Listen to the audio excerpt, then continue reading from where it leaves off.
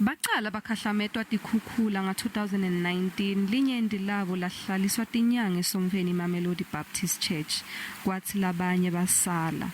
Kamuva nje lendzawo iphindze yahlaselwa tikhukhula emva kwetimvula letimatima. Tinhlelo tahulumende taphambilini tekubasusa kulendzawo taphunda kanti ke sekuqale letinye tinhlelo letinsha kepha ke leTakhamuti atisathembi lutho. We have had a lot of false promises from the officials, but indeed at this moment they are promising, but still we can't take it because they are not giving us an actual date of when the relocation is going to start and which month. Tawu uthi letinye tetimfo letibambelele kutfolakala kwendzawo kube tindleko letisetulu nemali ukukhokhela kutfutswa kwalemindeni. Lendzawo lebakuyo ide emanti, gesi kanye netindlu tangasese. We are looking at all possible solutions.